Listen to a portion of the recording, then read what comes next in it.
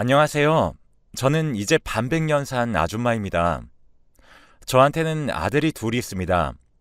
하나는 중학교 입학하는 중2병 제대로 걸린 놈이랑 저보다 5살 어리지만 그래도 돈은 벌어오는 아주 기특한 남편이라는 아들놈, 이렇게 둘이 있습니다. 그래도 첫째는 돈이라도 벌어오고 투덜거리는 일이 적어서 제가 특히 예뻐해주고 있답니다. 다름이 아니고 첫째 놈, 그러니 저희 남편은 대기업에 다니는 전형적인 회사원이에요. 아침 6시가 되면 좀비처럼 스르르 일어나 혼자 시리얼 우걱우걱 먹고 출근해 콸퇴근이라고 하죠.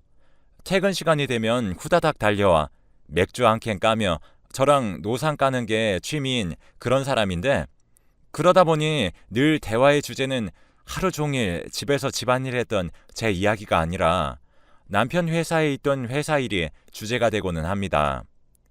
어느 정도로 회사 이야기를 자주 하냐면 제가 남편 대신 출근해도 직장 동료들과 서스럼 없이 어이 박대리, 자네 오늘도 여자친구랑 메시지하느라 업무에 집중 못하고 있는 겐가? 할 수 있을 정도라니까요. 아무튼 제가 오늘 라디오에 사연을 보내려고 하는 상대는 바로 그 박대리입니다. 이름은 박상훈이라고 부를게요. 박대리는 공채로, 그것도 동기들 중 1등으로 회사에 입사한 인재라고 합니다. 스펙도 빵빵하지, 얼굴도 잘생겼지, 집안까지 훌륭해서 대기업에 입사하자마자 너도 나도 중매를 서겠다고 달려들었을 정도로 어느 하나 나무랄 곳이 없는 청년이라고 해요. 그런데 그 청년에게 차마 숨겨볼래야 숨겨볼 수 없는 단점이 있는데, 그건 바로 치맛바람보다 무섭다는 아빠바람이었습니다. 입사하고 처음 몇 개월 동안은 그 매서운 아빠바람을 모두가 느껴볼 새가 없었다고 해요. 야근도 정말 어쩌다 한번 생기는 일이지 칼퇴가 기본적으로 보장되어 있는 회사이기도 했고, 업무의 강도는 높을지 몰라도 그만큼 급여가 빵빵하기 때문에 다들 급여 대비 일은 쉬운 편이라고 할 정도로 업무가 무리가 없다고 합니다. 300명이 들어오면 300명이 3년이 지나도 단 한 명도 절대 나가지 않을 정도로 모두가 직업 만족도 최상인 곳이었죠. 아무튼 그런 와중에도 박 대리는 유독 눈에 띄었다고 합니다. 신입인데도 불구하고 웬만한 경력자들보다 일 처리가 빠르고 정확할 뿐더러 다른 신입에 비해 여러 번 설명하고 자세히 풀어 얘기해주지 않아도 대충 흘려 말하면 딱 알아듣고 결과물을 척척 해내오기에 너도 나도 박대리와 일하겠다 아우성이었다고 해요. 커피부터 시작해서 밥까지 박대리랑 일해야 손발이 편하니 선배들이 어떻게든 잘 보이려고 혈안이었다고 합니다. 그중 한 명이 저의 남편이기도 했고요. 제 자랑이긴 합니다만 5살이나 어린 연하남을 만난 건 제가 워낙 예쁘고 성격이 좋은 탓도 있지만 남편이 귀엽고 부침성도 좋고 싹싹하니 말도 유머러스하게 해서 같이 있으면 스트레스가 싹 풀리는 그런 사람이거든요.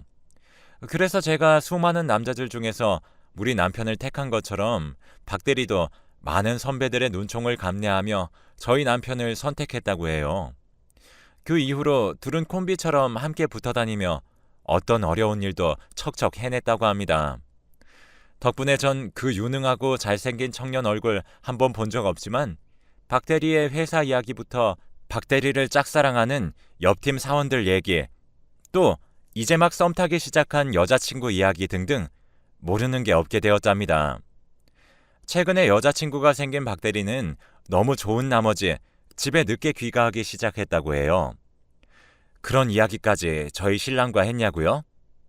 아니요. 아버지가 노발대발하며 사무실 문을 벌컥 열면서 박상훈 나와! 하셨대요. 아들이 며칠째 새벽에 귀가하는데 이런 미친 사장, 자기가 다리 몽둥이를 부러뜨려 놓아야지 안 되겠다고 자기 아들이 일하느라 얼굴 야인 거 안 보이냐고 하는데, 남편이 볼 때 박대리는 오히려 연애하는 재미에 빠져서 얼굴이 더 뽀송뽀송해지고 윤기가 좌르르 흘렀다고 합니다. 다른 사람들도 박대리를 보며 어디 피부샵 다니냐며 관리하냐고 잘생긴 남자들 타고난 게 아니라 역시 돈 바르는 거라고 자기들끼리 수군거릴 정도였다고 하거든요. 하지만 아버지 눈에는 그러지 않았나 보죠. 결국 고래고래 소리를 지르는 탓에 팀의 짱이었던 저희 남편이 나서서 여기서 이렇게 소리 지르시면 안 된다. 박대리가 다니는 회사인데 박대리 난처한 것도 생각해 주셔야 하는 거 아니냐고 하니 네가 우리 아들 못살게 괴롭힌 밑대가리냐며 제 남편 멱살을 붙잡았다고 해요. 아니 제 남편이 무슨 박대리랑 불륜이라도 저질렀나요? 박대리가 아연질색이 되어 아버지 진짜 왜 이러세요? 하고 겨우 떼어놓아 살았지 안 그랬으면 저 과부 됐을 거라고 남편이 울먹이는데 제가 찾아가 우리 남편 기죽인 사람 누구냐고 하고 싶더라니까요. 아무튼 아버지가 가시고 나서 박대리를 불러 이게 무슨 일이냐. 나는 너를 6시 퇴근이 아닌 단 6시 10분도 퇴근시킨 적이 없다. 알지 않느냐. 10분도 넘긴 적이 없는데 내가 왜 자기 아들 뼈를 갈아 회사를 운영하냐는 소리를 들어야 하는 거냐고. 집에 바로 안 들어가고 대체 뭔 짓을 하고 다니는 거냐고. 사생활이면 깊게 얘기 안 해도 되지만 회사 탓은 하지 말라고.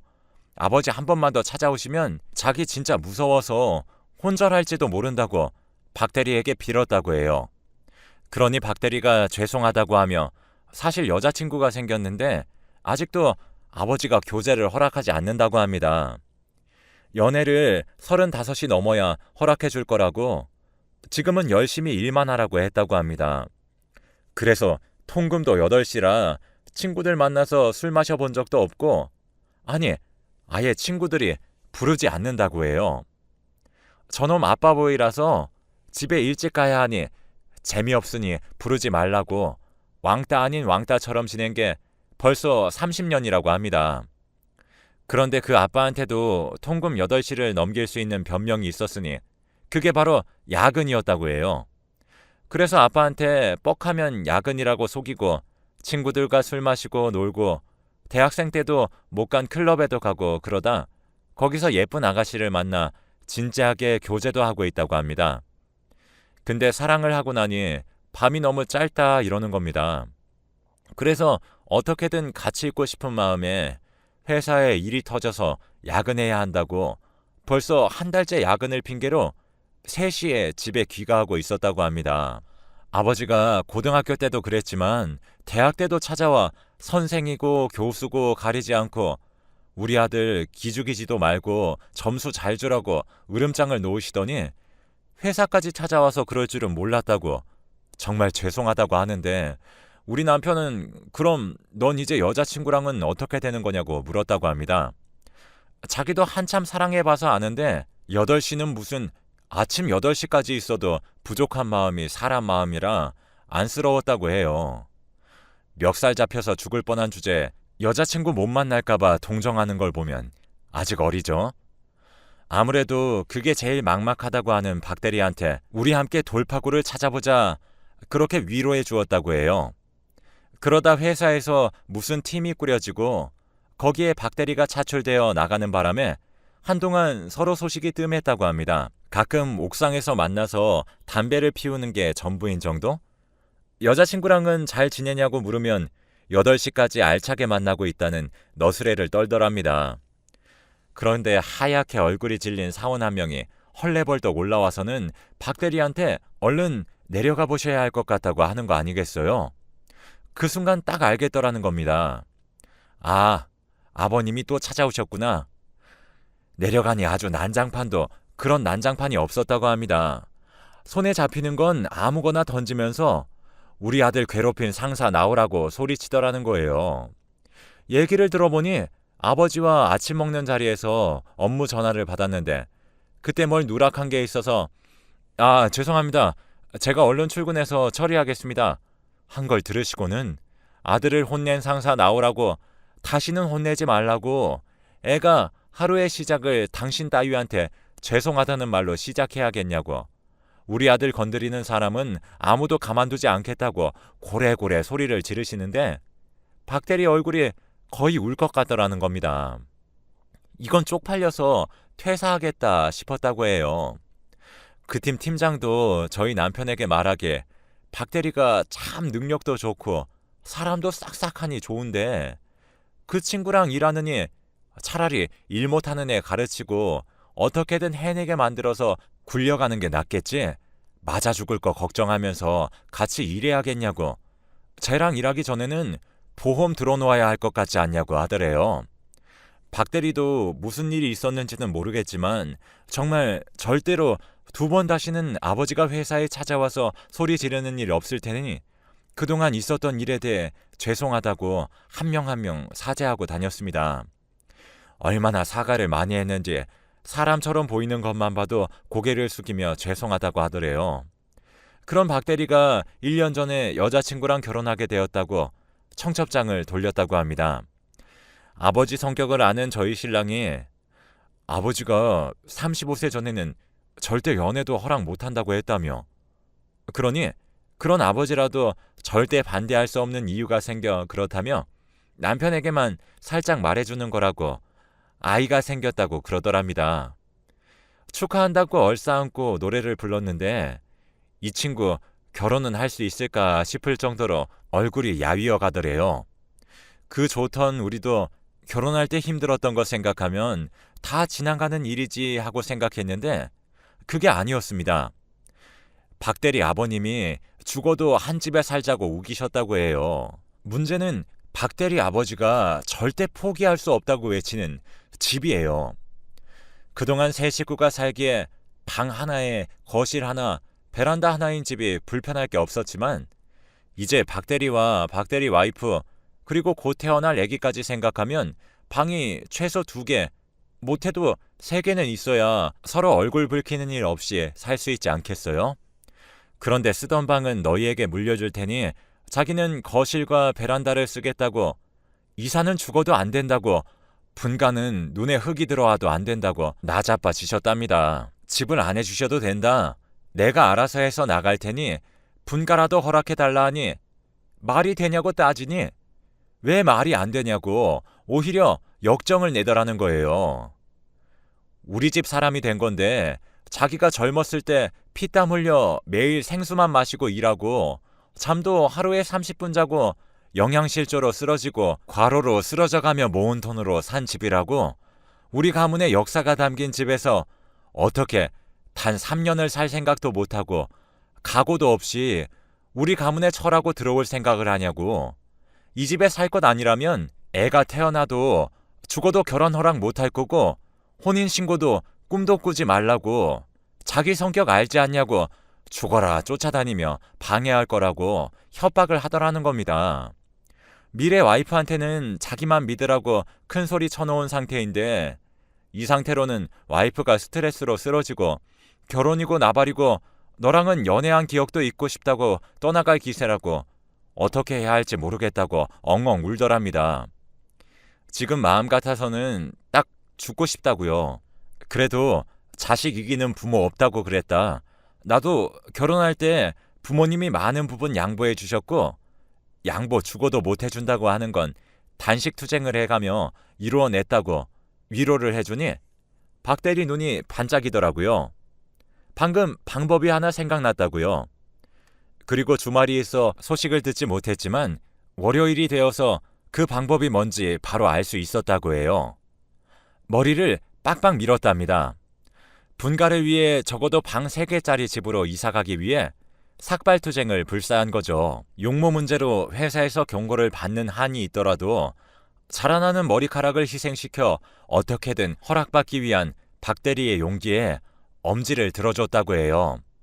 그래서 성공했냐고요? 뭐 성공이라면 성공이지 않을까요? 현재 살고 있는 집에서 바로 옆집, 그 옆집을 아버지가 구해주셨다고 해요. 몇 날 며칠을 찾아가서 집을 내놓아라, 다른 데로 이사가라고 협박 아닌 협박을 했다고 해요. 그래도 아주 막무가내는 아니신 게 시세보다 비싸게 팔고 가라 하셨다고 하더군요. 아무튼 그래서 신혼집은 반은 성공하고 반은 실패한 상태로 결혼까지 골인했습니다. 결혼식장에서 본 박대리의 아버지는 신랑에게 들은 그대로 한 성격 하게 생기셨더라고요. 아니나 다를까 결혼식장에서도 장난 아니셨어요. 신부가 결혼 못하겠다고 뛰쳐나가도 할 말 없겠다 싶더라고요.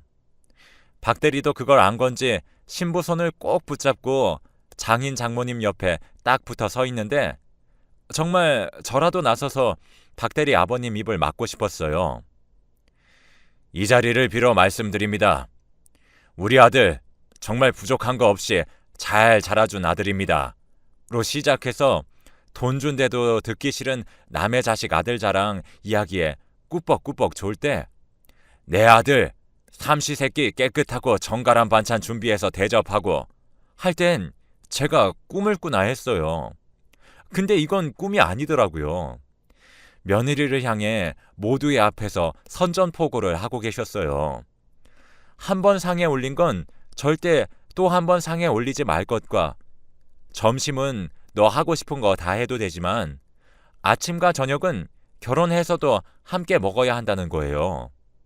물론 그동안 고생한 시어머니를 생각해 밥부터 집안일까지 다 하는 건 굳이 입 아프게 말하지 않으려고 했으나 요즘 애들이 되바라졌다고 해서 기어코 친절히 이야기해 주는 거니 잘 기억해 두라고 신혼여행 가서 까먹지 말라고 으름장을 놓는 겁니다.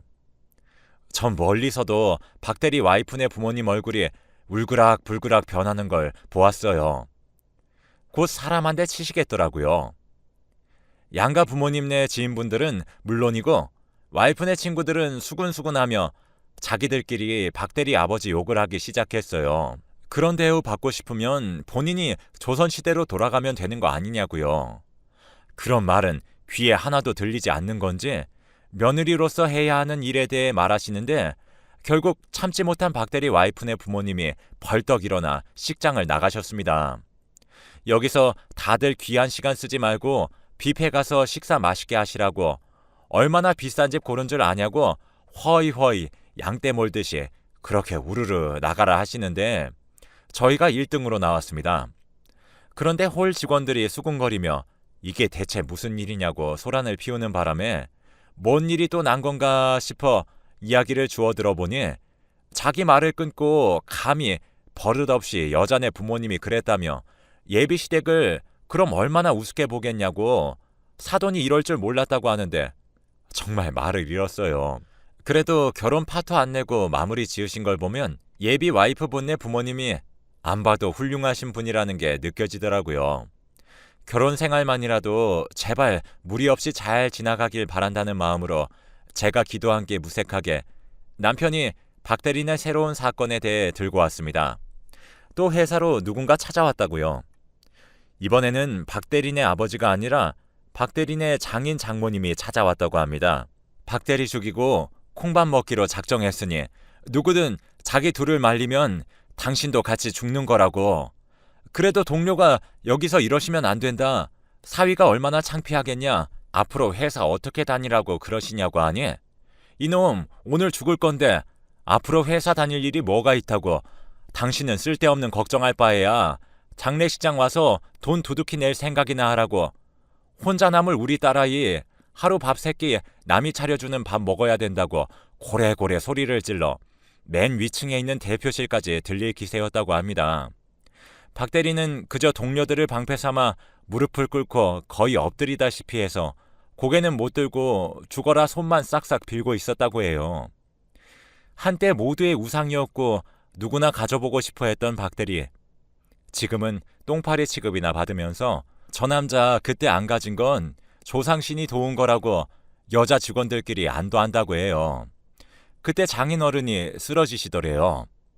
으악 하시면서 뒷목을 잡고 쓰러지시길래 장모님도 놀라 어머 여보 하시고 동료들도 놀라 달려가고 박대리도 그 틈을 파고들어 아버님 하고 달려드니 아버님이 눈을 희번떡 뜨시면서 그래 이놈 너 잘 걸렸다 하시고는 이제서야 조금 자라난 박대리의 머리를 쥐어잡고 잘 잡히지 않으니 멱살 잡듯 귀를 부여잡고는 사무실 안을 동료들이 아무리 뜯어 말려도 절대 떨어지지 않고 몇 바퀴를 구르셨다고 합니다.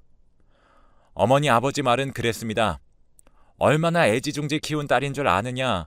그 딸이 혼자 크고 자라 마음이 깊어 자기가 아들 목부터 시작해서 첫째, 둘째 막내 목까지 하느라 저 힘든 거 말 한 번 제대로 안 하고 부모 속 썩이지 않고 큰 딸인데 그 딸이 매일같이 전화해 자기 죽겠다고 힘들다고 우는데 가슴이 미어지고 자기들도 옛날 사람이라 그래도 결혼 처음에는 다 그렇다며 아이를 달랬는데 하루는 딸이 이러다 진짜 죽겠다며 살려달라고 전화를 했다는 거예요. 그 이후로 박 대리는 도망치듯 회사를 퇴사하고 지금은 아버지를 피해 멀리 다른 지역으로 도망가 살고 있다고 들었어요. 작게나마 자기 사업을 시작했는데 수완도 나쁘지 않다 하더라고요. 간혹 누가 문을 벌컥 열면 아, 나 또 박 대리 아버지 온 줄 알았네. 누가 장난을 칠 정도로 지금은 그때 일을 웃으며 다들 말한다고 하더군요. 최근에 들은 박 대리 소식은 아주 화목했어요. 자녀가 벌써 셋이 된다고 해요. 자식들이 모두 복덩이인 건지 최근에는 사업도 더 확장했고 직원도 20명이 넘어간다고 해요.